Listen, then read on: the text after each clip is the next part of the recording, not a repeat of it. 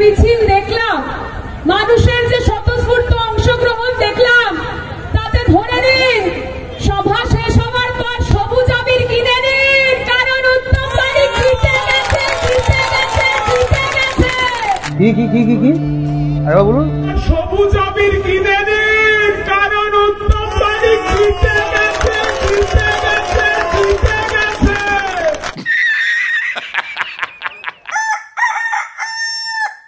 নমস্কার, আমি অভিজিৎ। আপনারা দেখছেন আমার ছোট্ট ইউটিউব চ্যানেল মেদিনীপুরের পোল্লা। তো আজকের ভিডিওতে আমরা প্রধানত দুটো টপিক নিয়ে একটু আলোচনা করব। প্রথম টপিক হচ্ছে নোবেল জয়ী টপিক। আমরা সকলেই জানি যে তৃণমূল কংগ্রেসের যিনি সুপ্রিম রয়েছেন, তিনি আজ পর্যন্ত বহু কবিতা লিখেছেন, সেই সঙ্গে বহু ছবিও এঁকেছেন। অর্থাৎ এক কথায় বলতে গেলে তৃণমূল কংগ্রেসের যিনি সুপ্রিম, তিনি তো একদম মাল্টি ট্যালেন্টেড। তার লেখা অসংখ্য কবিতা কিংবা আঁকা অসংখ্য ছবিগুলোর মধ্যে কিছু কিছু কবিতা এবং কিছু কিছু ছবিগুলো তো একদম হব নোবেল জয়ী। অর্থাৎ আর কিছুদিনের মধ্যেই হয়তো ওই সমস্ত কবিতা এবং ছবিগুলো নোবেল পুরস্কারে পুরস্কৃত হতে পারে। তো আজকের ভিডিওতে ওই সমস্ত হব নোবেল জয়ী কবিতা এবং ছবিগুলোকে নিয়ে একটু পর্যালোচনা করব, সেই সঙ্গে তৃণমূলের কিছু সার্কাস ব্যক্তিদেরকে নিয়ে একটু আলোচনা করব এবং তাদের সার্কাসমূলক কথাবার্তা শুনবো। आइए देखते हैं, मजा आएगा। তো চলুন আজকের ভিডিওটা শুরু করা যাক।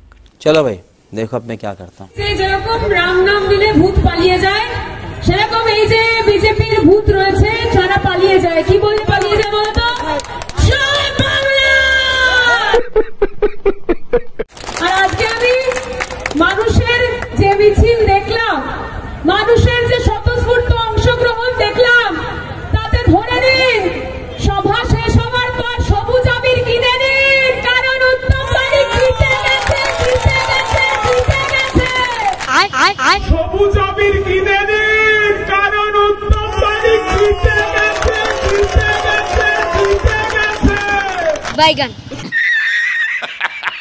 রাজন্যারা ভোটের রেজাল্টের পূর্বে কিংবা ভোটের পূর্বে পূর্ব মেদিনীপুরের কাঁথি লোকসভার মধ্যে সভা করে কি বলেছিল যে আজকেই সবুজ আবির কিনে রেখে দিন বাড়িতে বাড়িতে, কারণ পূর্ব মেদিনীপুরের কাঁথি লোকসভা থেকে উত্তম বাড়ি জিতে গেছে, জিতে গেছে, জিতে গেছে। সবুজ আবির কিনে নিন, কারণ উত্তম বাড়ি জিতে গেছে, জিতে গেছে, জিতে গেছে।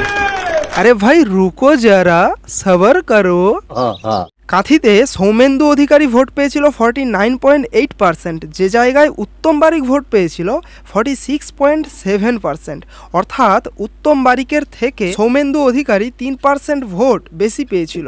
যেখানে সৌমেন্দু অধিকারীর প্রাপ্ত ভোট সংখ্যা ছিল 7,63,195টা, সেখানে উত্তম বারিকের প্রাপ্ত ভোটের পরিমাণ ছিল 7,15,431। অর্থাৎ কাঁথি লোকসভা কেন্দ্র থেকে জিতেছেন সৌমেন্দু অধিকারী, তাও আবার উত্তম বারিককে প্রায় 48,000 ভোটে হারিয়ে। আর এদিকে রাজন্যারা আগের থেকে কি ফোড়ন কাটছিল? সবুজ আবির কিনে নিন, কারণ উত্তম বাড়ি জিতে গেছে, জিতে গেছে, জিতে গেছে। ये ले तेरा इनाम और मेरे लाल के नाम की मिठाई खा लेना। हाँ जा। दूध मांगोगे तो खीर देंगे, दूध मांगोगे तो खीर देंगे, फिर भी देंगे। पर अधिकारी फैमिली से ईस्ट मेदिनीपुर मांगोगे तो खीर देंगे, खीर देंगे, खीर देंगे। শুধু আপনাদের এই স্বতঃস্ফূর্ত অংশগ্রহণ আজকে বুঝিয়ে দিচ্ছে যে সত্যি তৃণমূল কংগ্রেসের শিরদাঁড়াটা, মাথাটা উঁচু রয়েছে। রাজন্যার কথা মতো পূর্ব মেদিনীপুরের তৃণমূল কংগ্রেসের শিরদাঁড়া কিংবা মাথাটা সোজা রয়েছে কিনা আমার জানা নেই, উঁচু রয়েছে কিনা আমার জানা নেই, কিন্তু আমি এটুকু বলতে পারি যে পূর্ব মেদিনীপুরের মানুষজনদের কিন্তু শিরদাঁড়াটা যথেষ্ট সোজা রয়েছে এবং তাদের মাথাটা যথেষ্ট উঁচু রয়েছে। পূর্ব মেদিনীপুরের মানুষজন যথেষ্ট মাথা উঁচু করে বাঁচতে জানে।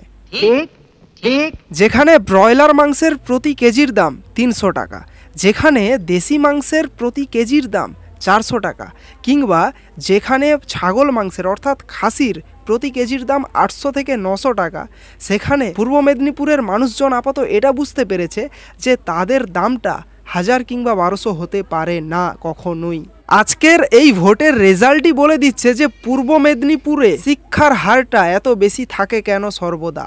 সত্যি তৃণমূল কংগ্রেসের শিরদাঁড়াটা মাথাটা উঁচু রয়েছে। কুকুরদের স্বভাব হচ্ছে ঘেউ ঘেউ করা।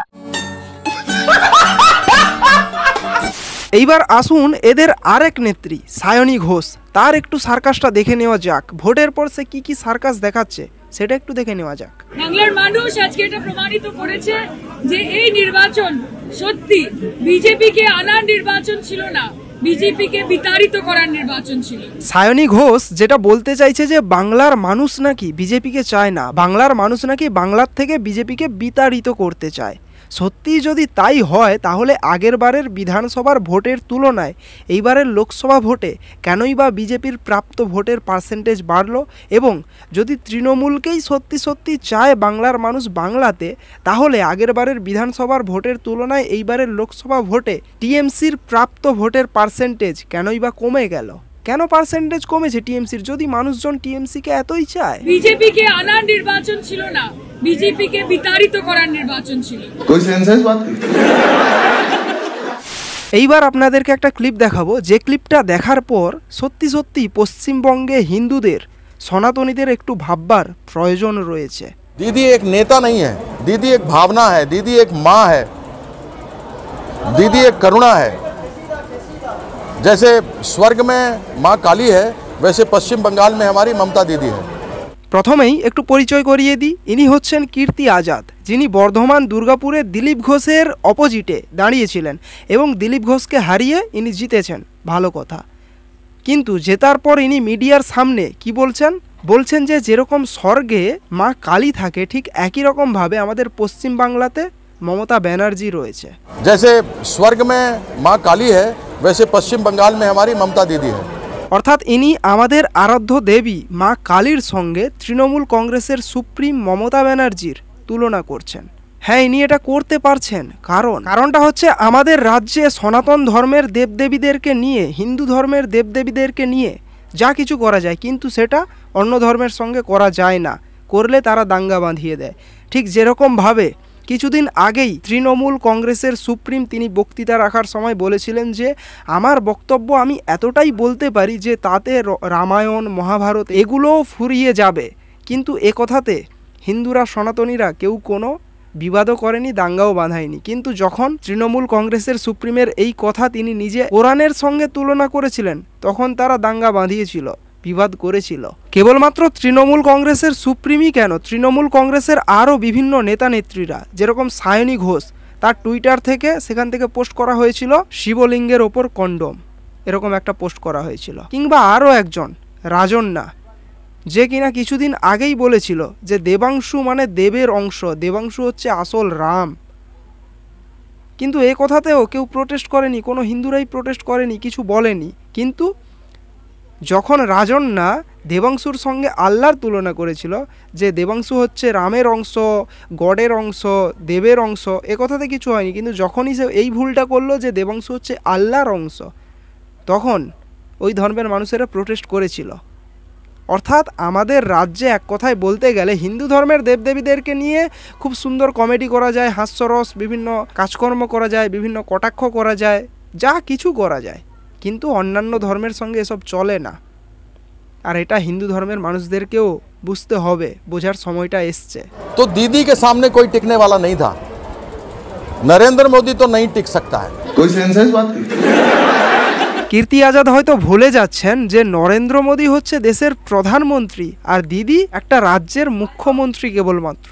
নরেন্দ্র মোদীর যত সংখ্যক ফ্যান বেস রয়েছে তত সংখ্যক হয়তো দিদির কর্মীও নেই। नरेंद्र मोदी तो नहीं टिक सकता है। এইবার আমরা তৃণমূল কংগ্রেসের সুপ্রিমের কিছু হবহব নোবেলজয়ী কবিতা দেখব। আর এই হবহব নোবেলজয়ী কবিতাগুলোর বইটির নাম হচ্ছে আজব ছড়া বাই মমতা ব্যানার্জি। ফার্স্ট কবিতা, যার হেডলাইন হচ্ছে এপাং ওপাং ঝপাং। এপাং ওপাং ঝপাং আমরা সবাই ড্যাং ড্যাং, চলো দেখি কোলা ব্যাং, প্রজাপতির আছে কি ঠ্যাং। এপাং ওপাং ঝপাং আমরা সবাই ড্যাং ড্যাং, অর্থাৎ কবিতার প্রথম স্তবকের প্রথম দু লাইনে বলা হচ্ছে যে আমরা সবাই ড্যাং ড্যাং। অর্থাৎ কি বোঝাতে চাইছেন এখানে কবি? আমরা ড্যাং ড্যাং মানে কি আমরা ড্যাং ড্যাং করে ঘুরি, এটা বোঝাতে চাইছেন? তারপরের লাইনে হচ্ছে চলো দেখি কোলা ব্যাং। ঠিক আছে, কোলা ব্যাং চলো সবাই মিলে দেখা যাক কোলা ব্যাং কেমন হয় কি হয়। এবং ঠিক তার পরের লাইনে বলা হচ্ছে যে প্রজাপতির আছে কি ঠ্যাং, অর্থাৎ আমরা পাঠক আমাদেরকে প্রশ্ন করা হচ্ছে যে প্রজাপতির কি ঠ্যাং রয়েছে। হ্যাঁ, নিশ্চিত রূপে রয়েছে, প্রজাপতির ঠ্যাং রয়েছে। এপাং ওপাং ঝপাং সুর ধরেছে পটাং, ব্যাং ডাকে গ্যাং গ্যাং, হাতির কত বড় ঠ্যাং। এপাং ওপাং ঝপাং পড়ে গিয়ে পটাং, বাঁচাও বলে ঝপাং, মুচকি হাসে এপাং। এটা হচ্ছে আরেকটা কবিতা যার হেডলাইন হচ্ছে হাম্বা। হরে কর কম্বা, গরু ডাকে হাম্বা, গর্জন করে অম্বা, মা ডাকেন বুম্বা। আবার রয়েছে যে হরে কর কম্বা, কি ডব্বা ডব্বা রব্বা, হুড়হুড় করে হুম্বা, তবা তবা আব্বা। এই হচ্ছে কবিতা। तोबा तोबा तोबा थारा मूड खराब कर दिया। যাই হোক, আরেকটা কবিতা পড়ছি যে কবিতাটার হেডলাইন হচ্ছে থ্যাংক ইউ। পড়ছি, এবার শুনুন। কেমন আছো? Thank you. অভিনন্দন? Thank you. মা কোথায়? ঘেউ ঘেউ। মানে মা কি কুকুর নাকি? মা কোথায়? ঘেউ ঘেউ। আচ্ছা, যাই হোক, তারপরে কি মানেটা কি? সাথে ফেউ। ফেউ মানে তারপর কি ভর্তি হয়েছো? কলেজে কিউ। ফর্ম তুলেছো? ফর্মটা ডিউ। ধন্যবাদ, সি ইউ। সাথে কে? বন্ধু পিউ। না না, আমি একটা কথা বলে দিচ্ছি যে আমার কিন্তু পিউ নামক কোনো বন্ধু টন্ধু নেই। যাই হোক, তার পরের লাইন হচ্ছে ভালো থেকো, বাই বাই, হরে কৃষ্ণ, হ্যালো হাই। দারুণ কবিতা এগুলো। এতদিন আমি ভাবছি এগুলো এতদিন কেন নোবেল পায়নি, আমি তো সেটাই ভাবছি। তো বাস, আজকের জন্য এই 3টা কবিতাই থাক। যদি তৃণমূল কংগ্রেসের সুপ্রিমের আরও কবিতা দেখতে চাও, শুনতে চাও, তাহলে এই ভিডিওটার নিচে অবশ্যই কমেন্ট করে জানাও। যদি সেরকম প্রচুর কমেন্ট আসে তাহলে আগের ভিডিওতে নিশ্চয়ই আরও কবিতা তুলে ধরবো।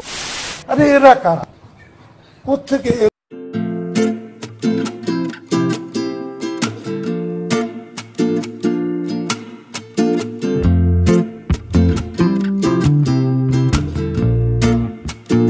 চটিটা মানুষজন পায়েই পড়ে, কিন্তু আজ দেখতে পাচ্ছি যে চটিটা কেউ কেউ মাথাতেও পড়ে। তো বাস, আজকের জন্য ভিডিওটা এইটুকুই। ভিডিওটা যদি ভালো লেগে থাকে তাহলে ভিডিওটাতে অবশ্যই একটা লাইক করবেন, কমেন্ট করে জানাবেন। স্পেশালি যদি পূর্ব মেদিনীপুর থেকে দেখে থাকেন তাহলে অবশ্যই কমেন্ট করবেন। আর চ্যানেলে নতুন হলে চ্যানেলটাকে অবশ্যই সাবস্ক্রাইব করে পাশে থাকা বেল আইকনটিকে অলে প্রেস করে দিন, যাতে করে আমার লেটেস্ট ভিডিওগুলোর নোটিফিকেশান সবার প্রথমে পেতে পারেন। তো দেখা হচ্ছে নেক্সট ভিডিওতে। জয় হিন্দ।